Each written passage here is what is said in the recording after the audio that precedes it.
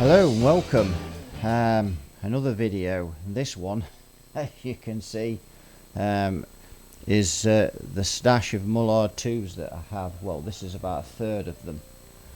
So I've got another container that's got about this many tubes in, and then I've got a third container which is full of rectifier tubes, and most of those aren't a deal of use, to be honest. So we're just going to focus on what we've got in front here, and probably some of them that are in the container. First valve I want to look at is this one. Notice these boxes as well. You can see the top 10. These boxes actually then give you a list of what was, or at the time these were made, what were the top 10 most used Mullard tubes by the looks of it. You can see that ECC82 there is on there as a popular tube, PL81, PCL83, PCC84, so on. There's a rectifier tube there. They're television rectifier tubes, and they are useless for using in guitar amplifiers. Really, there's the only rectifier tube that I could see that's useful for using in a guitar amp is the PY82, but as we all know, rectifier tubes aren't the most efficient things in the world, and solid state diodes tend to do a much better job. So there we can see we've got 3 in that container. If we look at this container as well, either these were made just as we had decimalization in the UK, because if you look at the top one, it says 51 pence. If you look at the other one, it says 10 shillings, which is 50 pence in old money. I'm sure if you're in the States, that's probably just blown your mind. So these are a single triode valve. So if we just go on and have a look at this spec sheet here. So we've got 300 milliamps, as all these P valves are. They're all 300 milliamps. Don't ask me why, they just are. But the voltage, the filament voltages vary. Now on this tube, it's 4.5 volts. It's a 7-pin tube, and if we scroll down through all this massive information, we're looking for the gain factor, the mu, and that is 65. So that's not too bad gain on that one. There's various other information on there. The other thing we try to look at is limiting values, which is here. So the maximum plate voltage is 200. Now this one at the top here is what they call the cold cathode let's try that again. It's what we call the cold cathode voltage, and that's basically when the amp is warming up, when you first hit the tubes with the voltage, which is 550 watts max, 2.2. That's, I suppose, if you were using it as an output tube on there.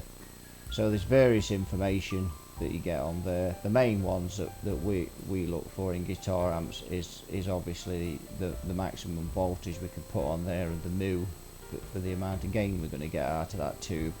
Now, as I say, it's a 7-pin tube, so it's the miniature, it's the miniature valve base, and you can see that on there. And I'm actually going to use these tubes in a project. And you'll be seeing that later. And basically, we've got this 4.5 volts. So what I'm going to do is I'm going to drop a resistor in on the chain for these, on the parallel chain for these tubes, because we'll probably be using 3 of them, and just bring that voltage down to 4.5. Now these boxes, and some of these Mullard boxes vary quite a bit depending on what age they are. So this one, these open from the side, and the tube is in there like that. And if we look at that, and you can see that's a brand new tube, that one there. Now I'm using this camera that I normally use for guitar teaching, and it's got the most incredible zoom on it, so we shall demonstrate it. So I can zoom in on this tube like so. That's the PC97. So we've got the old PCF80s there, you can see, and they are what we've used in that P-valve amp for the preamp.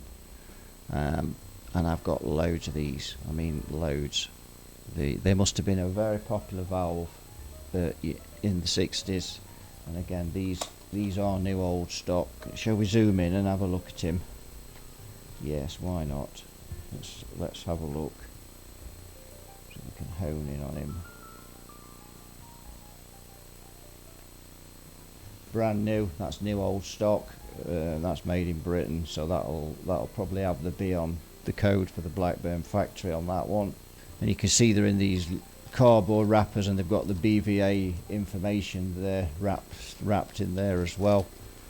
So PCF82, that's another one we tried in that television tube amp project, and you can see there's another one with a brand new box. Not sure whether that one is new old stock. There may be odd ones that aren't. So that's those. And what else have we got? That's PCF80 again. EF80. So this is just as a pentode, because the PCF80 is a pentode and a triode in one bottle. But this one, if we just zoom in, and you can see EF80. So that's just a pentode tube, Pento preamp tube. Now this one is supposed to be, from what I've read, is quite a rare tube. This is an ECL80, and this is a pentode, output pentode and a triode in one bottle. So we could have a look at a spec sheet for this, I think. Let's have a look.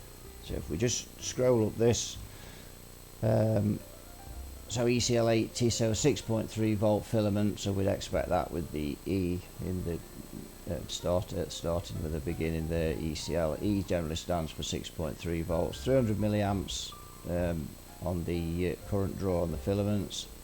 So if we just scroll up and have a look at some of the info you can see on here. So there's the typical triode section, only 20 mu on there, so that's 12AU 7 territory there, ECC82. So we see any information for the pentode. We'll just go down to limiting values and have a look. So here we go, limiting values. So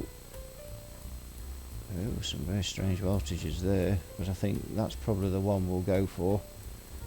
So volts anode, or plate if you're in the States, 400 volts, 3.5 watts dissipation, so not a massively powerful tube, 250 on the grid there. So that's generally most of the information that we'd need if we were using that in a guitar amp. But now some output tubes, so just output pentode tubes. So this these PL81, and I've got loads of these, you know, and these dissipate at 8 watts.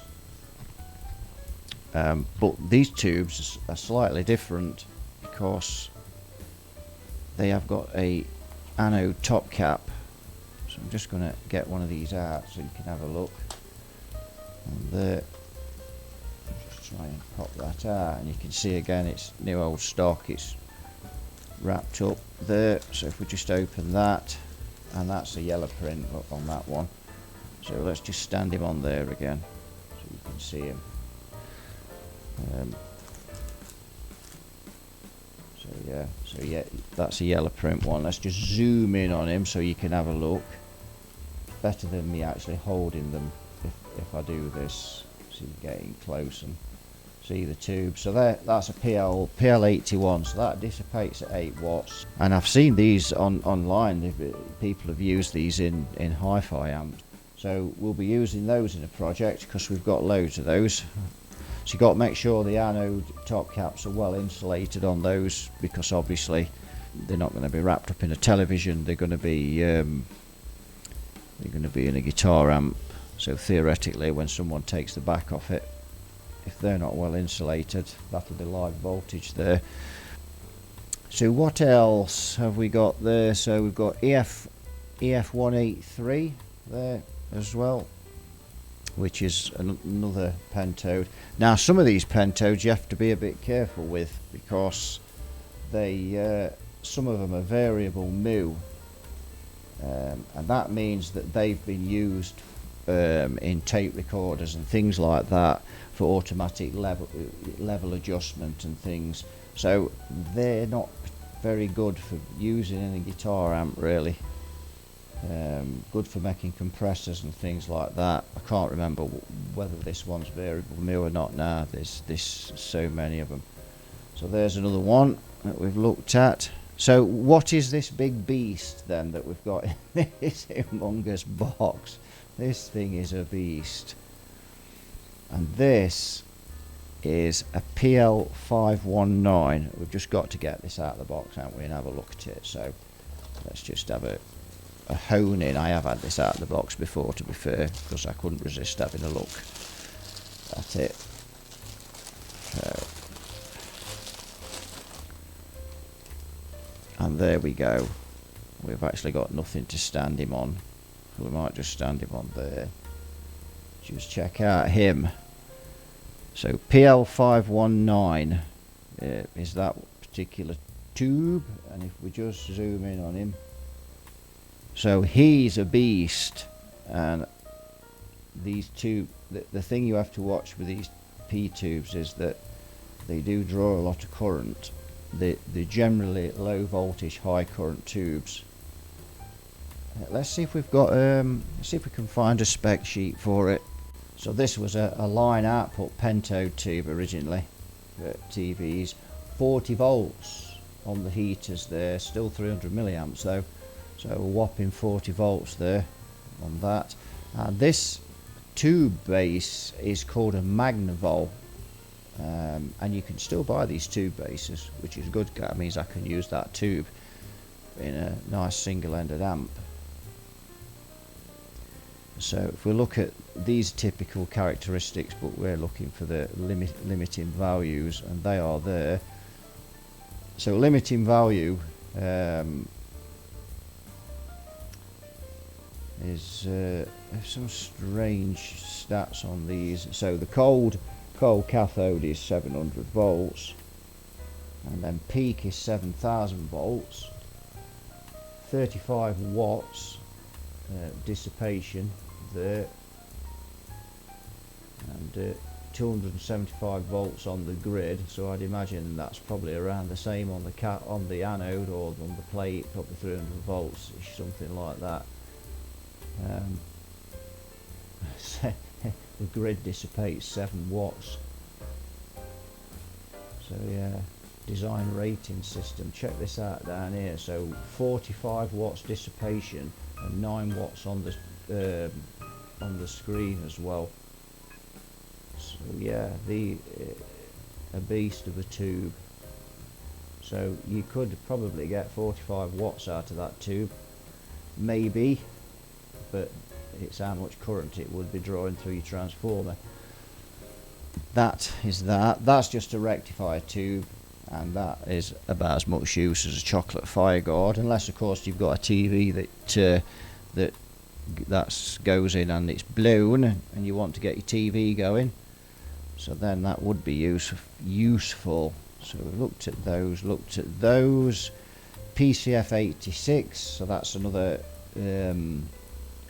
That's a triode and pentode in one bottle. Let's get that one out and have a look at him. There. We'll stand him on there. Actually, now we've lost our stanchion box, haven't we? Let's put him that way. That's it. We can stand him on there. So we'll just wait for him to come into focus. There we go. So PCF 86.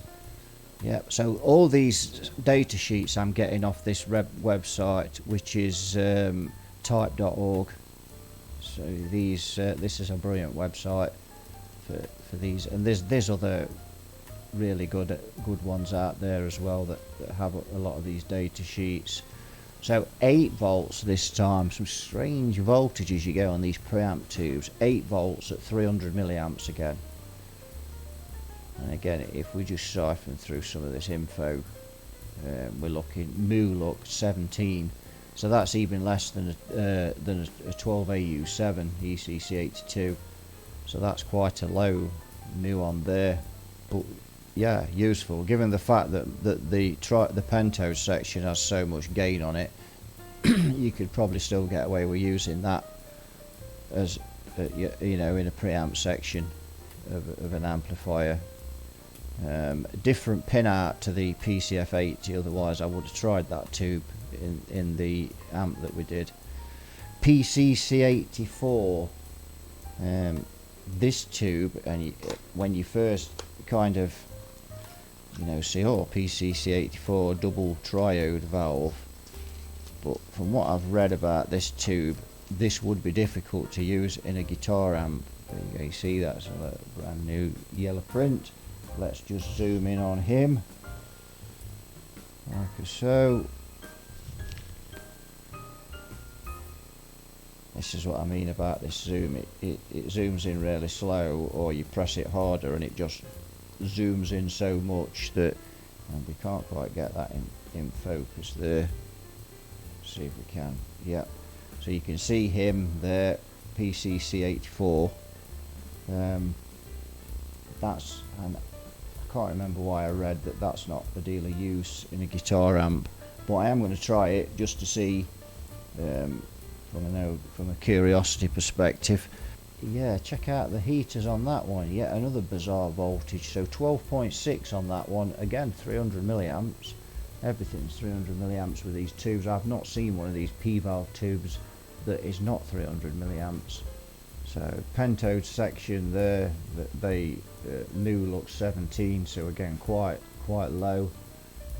And then there's, you've got even got section here for a single class A audio amp on there, and to 200 volts that will give you effective lead resistance to 7.5k, and it will give you a measly 2.5 watts. But then if you look at, you know, if you just want to make a small amp for home that you can crank up, then they're ideal. Use a couple of them in push-pull as well. And there we've got, what we got there in wattage, 7.2 you get out of a pair of those in push-pull. So yeah, useful. But again, the triodes are, well, 17, they're not great, are they? But yeah, so again, you know, a useful tube really, if you can find the voltage on there, which it wouldn't be too difficult to find a transformer with that voltage. Transformer that I used on the amp that we did, there's various selections of voltages for those. I'll leave a link in the description for that transformer as well, so you can have a look at that. So that's that one. Now this one is a PCF801, and just having a look at him. The box is a bit crusty, but I think the tube is brand new. Let's pop him on there and see if we can get him to, yeah, he's focused. So PCF801, and again, very tiny valve. That is that a 7-pin base? No, it's 9, I think. A very tiny tube. Man, with my eyes, I've not got my glasses on. So PCF801, triode pentode. Again, amplification factor 55 on that one.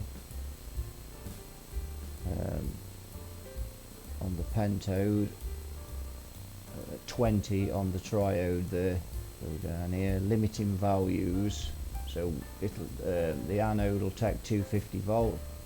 The triode section again. So yeah, a very usable tube. Again, if we look at the filament voltage on this one, what is it on this one? 8.5 volts this time. So it's incredible how all these tubes vary.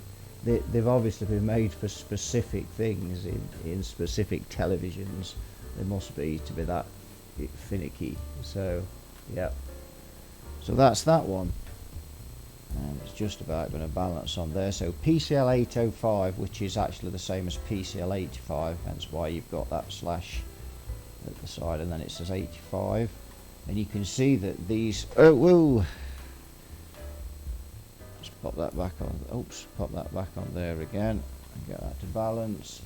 So sorry about that. So we're back. So you can see that that was a whopping 75 pence, which is probably 75 cents in United States money. So that tells us that these tubes are post 1970, because of course decimalization came in 1970 in the UK. Let's have one of these out of the box. Let's have the one with the price on it, because that one is easier to open. Let's pop him in there, on there like that, and we get him on there. Yeah, will he focus? He's struggling. Get into focus. There we go. So PCL 85. Let's have a look at his specs. So these, again, another useful tube as an output tube with a triode. You want to make yourself a small little amp. Of course, anybody want to guess what the filament voltage will be? I'm going to go 15 volts. So let's have a look at the let's have a look at this PCL 85 805 then. And so if we look at the triode section, amplification factor is 63, heater voltage is 17.5 at 300 milliamps. Who would have guessed that? So the pentode section there, we've got 300 volts on the anode, 250 volts on the screen, and 8 watts dissipation on these tubes, so not too bad. So that's a useful tube. So you've got a reasonably good triode in that bottle, and reasonably good pentode. So you can build a nice little Class A amp with that, and maybe another preamp tube. So that one is useful. A PC88. So 3.8 volts on that one. Again, another bizarre heater voltage on there. And I'm just looking for the new on that. Can't see it at a glance. Limiting values, 175 volts on the plate there. Maybe we're not always going to find. Amplification factor 65, so again, fairly useful tube that. Strange heater voltage again, but 30C18, but that's also a PCF 805. Now that 30C18 is normally a Mazda code, so what that's doing on a Mullard box, I don't really know. So if anybody does, there'll be someone out there that knows just loads more about these valves than I ever will. Please leave that in the comments. In fact, I've just got to open that up, because of course the burning question is, what will it actually say on the valve itself? This is brand new again, it's never been unwrapped. Okay, you can see that's there, that's never been unwrapped, and you can see this BVA thing going on, guarantee and whatever there. See if I can hold that, pop that so you can see it a bit clearer there. And there we go, there's the mystery. It has both on there. So PCF 805 there, 30C18. So that's a pentode and a triode in one bottle. Shall we look him up as well, just because we can. So there he is, scroll down, and you can see, if we actually look back at that, you can actually see that that's actually a Mazda tube that they've got on here.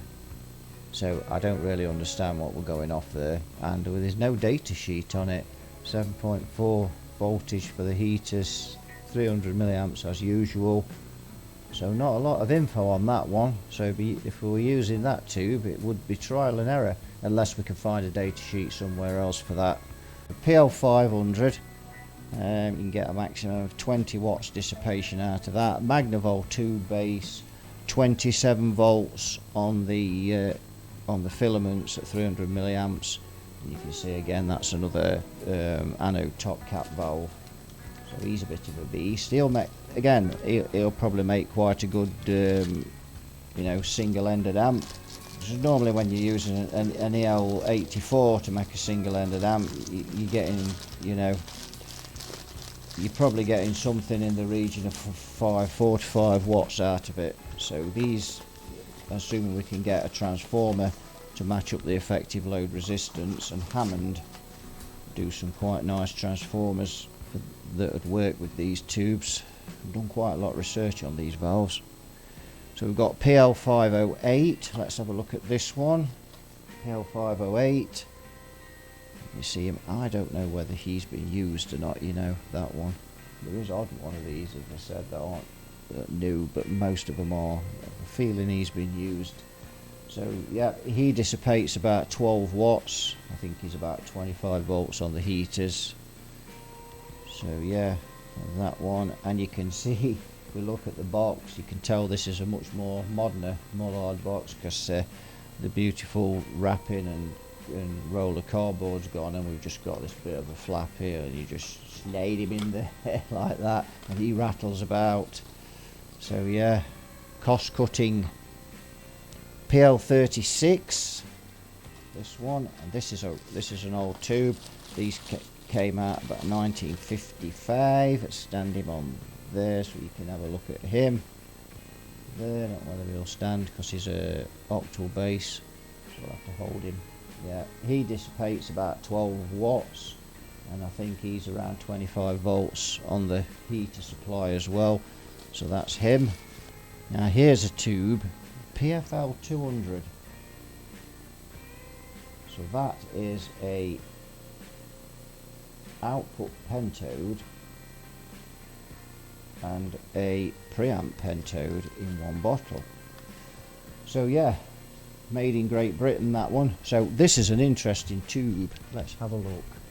What's different about this tube straight away is that it's a 10-pin tube base, 17 volts on the heaters at the usual 300 milliamps, and this base is called a decal. So this is a decal base, and you can still get these bases as well. And you can see there, look, we've got 10 pins going on. So yeah, so it's a double pentode valve, but it's basically an output pentode and a preamp pentode. In the case we're looking at it from a guitar amp perspective, so we're getting typical characteristics there. So we just scroll down, and I really want to use one of these tubes to see what results we get. So anode dissipation is 5 watts, which is not a lot. 250 volts on the anode and 250 volts on the grid. We've got there, and the amplifier pentode section, which would be the preamp one really. Yeah, again 250. If I do some maths on that, that gives you an effective load resistance of 12.5k, 12,500 ohms on that one at 250 volts, that is. So he's another output tube, and he doesn't, again, I wouldn't have thought we'd be getting much more than 5 watts out of him. We won't lock him up, but yeah, he's useful. And I've actually got 2 more there that probably are new. You can see there in the box. Just move that back. Yeah. So that's those. You see those. So those are PL84s. There's 5 in this box alone. They're great tubes. We've used those before. We've got brilliant results with them. So we can't get enough of those. So yeah. So you can see we've got quite a lot of tubes here, and I intend on using all these tubes. But the weirdest things that came in all of these tubes was these. There's about 5 boxes of these. They're also a swine to get out the boxes. In actual fact, they actually open here if we open those up, you can see that. Check that out. And I wonder, let's just see if we can zoom in on this and have a close look at it. In fact, let's get our friend the monster tube. Now that says DC81 on it, I think. And I don't know what they are, whether they're diodes. There, can you see that? Mod. Turn that round. DC81. Zoom in a bit more. We can get right in on that. Look. DC81. So is that a diode or some kind of transistor or whatever? I don't know. I don't think it's a capacitor because it's got 3 legs on it. Anybody know what that is? I don't think it says on the box. It just says semiconductor. So someone will know what that is. DC81. I could look it up online. I don't even think it's a diode. Whether it's a diode, I think that's a transistor, you know. If anybody knows what that is, good 'un, if you're online, because you've got an incredible amount of knowledge. So if you watch this video, see if you can tell me what that is, because I'd be very appreciative of it. So we've looked at quite a few of these tubes. We've not looked at all of them, but we've looked at 90% of them there. So I don't know how this video is going to turn out, because it's a bit different to doing a guitar amp. You've really got to be into these tubes for this video to be of interest to you. But we'll try it and see if it works. If it works well, we'll have a go with the Mazda ones that I've got. So that'll do it for this one. So thanks for watching and listening to me waffle on about these tubes. And you all take care, and I'll see you all in another video. So bye bye for now.